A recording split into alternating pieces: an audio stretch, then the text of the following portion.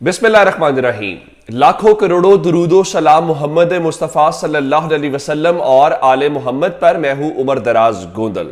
इसमें कोई शक नहीं है कि आज से सिर्फ 10 दिन बाकी रह गए हैं जस्टिस उमर अता बंदयाल के पास। और जस्टिस उमर अता बंदयाल जो है उन्होंने जाने से पहले एक और फैसला सुना दिया।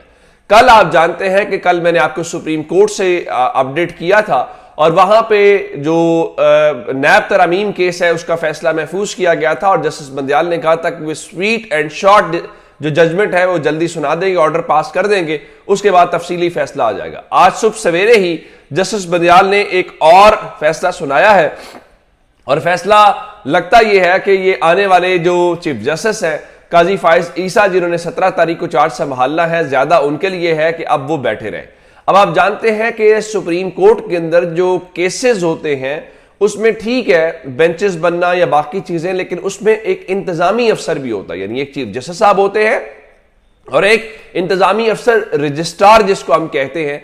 आपने पहले देखा कि जो रजिस्ट्रार थे वो एक ब्यूरोक्रेट थे और उसके ऊपर काजी फाइज ईसा साहब जो है वो खुद बहुत ज्यादा एतराज करते रहे हैं। फिर हुआ क्या, फिर हमने एक अजीब सा जून के महीने में मामला देखा जब काजी फाइज ईसा साहब ने रजिस्ट्रार के खिलाफ जो है वो एस्टैब्लिशमेंट डिवीजन को खत लिख दिया और कहा कि आप इनको हटाएं। फिर वजीर आजम ने उस वक्त शहबाज शरीफ ने फौरी तौर पर इनको हटाया भी, लेकिन उसके बाद जो अपना जस्टिस बंदयाल साहब हैं उन्होंने उनको वहां से नहीं जाने दिया। फिर वो रिटायर हो गए तो कुछ भी नहीं हुआ और यूं सुप्रीम कोर्ट ऑफ पाकिस्तान के अंदर जो रजिस्ट्रार का ऑफिस था या ओहदा था वो उस लिहाज से खाली था इशरत अली साहब की रिटायरमेंट के बाद। अब गो के मेरे ख्याल से जस्टिस बंदयाल चाहते तो वो ये फैसला ना भी करते, वो जा भी सकते थे क्योंकि 10 दिन है, आने वाले चीफ जस्टिस को मौका दिया जाता। लेकिन लगता यह है कि ये मैच अभी चलेगा, उतनी आसानी से होगा नहीं। आज 6 सितंबर को एक नोटिफिकेशन जारी किया गया है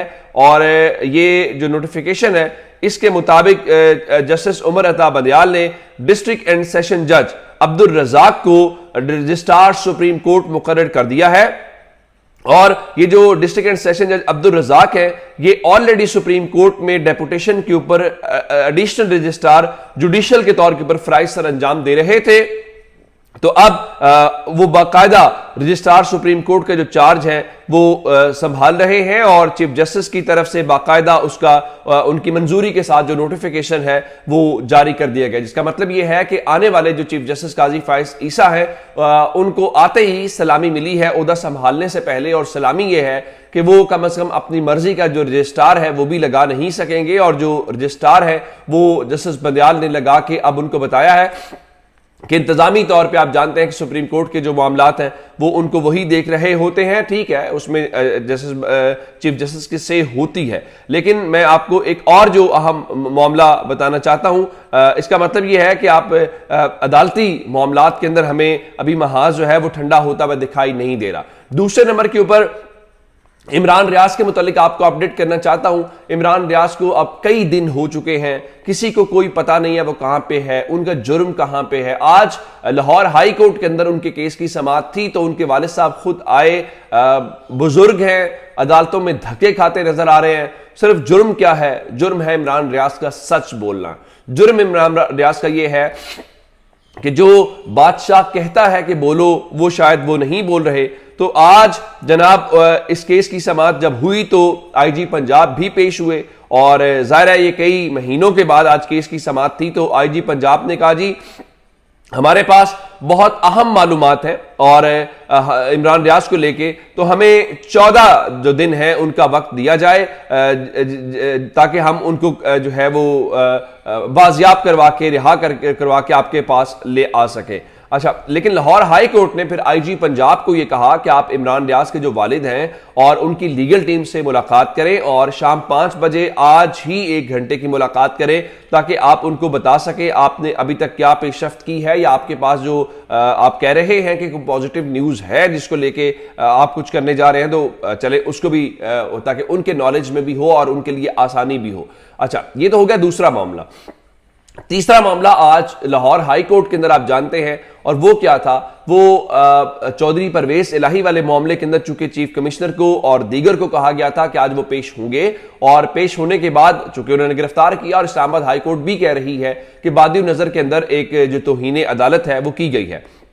तो आज पूछा गया कि अब क्या होना चाहिए, जिस पे अदालत को बताया गया कि जाहिर है कि अब तौहीन अदालत की कार्रवाई का आगाज बनता है, तो इसलिए उन्होंने जो हब्से में जाके दरखास्त दी, चूंकि वो तो वैसे गैर मौसर हो गई है, उसको दाखिले दफ्तर करके बाकायदा तौहीन अदालत की जो कार्रवाई है उसका आगाज कर दिया है। आज सीपीओ और इवन डीपीओ जो है वो भी अदालत के अंदर पेश नहीं हुए, जिसपे अदालत ने कहा क्यों पेश नहीं हुए, जिसपे उन्होंने कहा हम अदालत से माजरत चाहते हैं, इसे मंजूर किया जाए।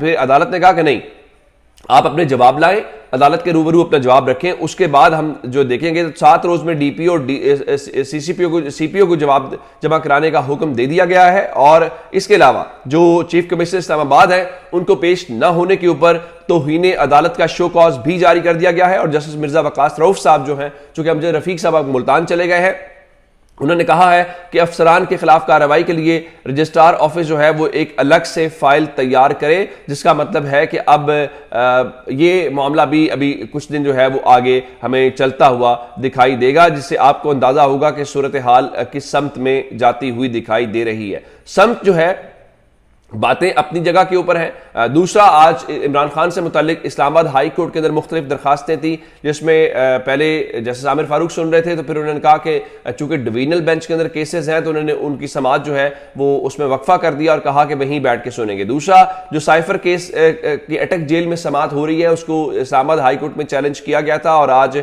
वहां पर FIA ने यह कहा कि जनाब हमें 1 हफ्ते का मौका दिया जाए ताकि हम अपना जवाब जो है वो जमा करवा सकें। इमरान खान की जानिब से उनके वकील शेर अफजल मरवत जो हैं वो अदालत के अंदर पेश हुए हैं। अब देखना यह है कि वो उस हवाले से क्या कर पाते हैं। अंदाजा लगाइए कि इस्लामाबाद पुलिस या हमारे कानून नाफिज करने वाले इदारे क्या करें। चौधरी परवेज इलाही वाला मामला आपने देख लिया, उनको जब गिरफ्तार किया गया तो अब्दुल रज़ाक उनके जो वकील हैं उनका दावा यह है कि पुलिस चौधरी परवेज इलाही को तो गिरफ्तार करके ले गई है, साथ उनकी गाड़ी भी ले गई है, और वो उस वक्त उनकी गाड़ी में ही उनकी गिरफ्तारी डाली गई है। तो उनका जब परवेज लाई पुलिस लाइन के गेट पे पहुंचे तो वो मेरी गाड़ी में थे, जिसके बाद पुलिस मुझे बाहर निकाल कर मेरी जो गाड़ी है वो भी साथ ले गई है। उससे आप अंदाजा लगा लीजिए कि जो सूरत हाल है वो किस किस्म की है। निगरान वजीर आजम ने कल एक इंटरव्यू दिया और वो कहते हुए दिखाई दिए कि जनाब इस वक्त जो कुछ हो रहा है उनकी हुकूमत के अंदर तो वो उसकी जिम्मेदारी लेते हैं, उसको ओन करते हैं। साथ ही ये फरमाया कि मुल्क में जो आम इंतखाबात हैं वो 3 से 4 माह के अंदर होंगे। चले अल्लाह करे ऐसा ही है कि 3 से 4 माह के अंदर इंतखाबात हो जाएं तो कौम किसी साइड पे चलना शुरू हो जाएगी, वरना ये जो तमाशा हमने लगाया हुआ है इस तमाशे से हम निकल नहीं सकते। ये हम अपने आप को धोखा देना चाहते हैं तो वो दे लें। जिस तरह अब तो बिलावल जरदारी भी तहरीक इंसाफ को मिस कॉल्स कर रहे हैं और वो कह रहे हैं जी आइन के मुताबिक आम इंतखाबात कराए जाएं, और पाकिस्तान पीपल्स पार्टी जो है वो जल्द अवामी राब्ता मुहिम जो है वो शुरू कर रही है। आप कह बहुत रहे हैं लेकिन राब्ता मुहिम शुरू नहीं कर रहे। दूसरी जानिब जो जहांगीर खान तरीन की पार्टी है इस्तेकाम पाकिस्तान पार्टी, उन्होंने भी अवामी राब्ता मुहिम जो है वो शुरू करने का फैसला किया है, और जहांगीर तरीन ने जो बताया है कि इस हवाले से सितंबर के महीने से ही पंजाब भर के अंदर वो अवामी राब्ता मुहिम शुरू करेंगे, और पहले मरहले के अंदर पंजाब के जो 9 जिले हैं वहां पर अवामी राब्ता मुहिम के इज्तिमात होंगे, और जहांगीर तरीन, अलीम खान और दीगर जो सीनियर लीडरशिप है वो इन इज्तिमात से खिताब करेगी। चलिए 9 अजलास से पता चल जाएगा कि आपके पास कितने लोग हैं या आपका अवाम में पजीराई क्या। फिर खैबर पख्तूनख्वा के अंदर उधर परवेज खटक है, तो परवेज खटक कहते हैं जी इंतखाबात तक इमरान खान की PTI का खैबर पख्तूनख्वा से सफाया कर देंगे, और वो कहते हैं जी इमरान खान कहते थे कि किसी के जाने से कोई फर्क नहीं पड़ता, तो हम इमरान खान को बताएंगे कि किसी के जाने से क्या फर्क पड़ता है। चलिए ये कोई लंबा चौड़ा सिलसिला तो नहीं है, आप करेंगे तो सबको ही नजर आ जाएगा, जो चंद चढ़ दे तो सारी दुनिया वेख लेंदी है। अपना बहुत सारा ख्याल रखिएगा। खुदा हाफिज।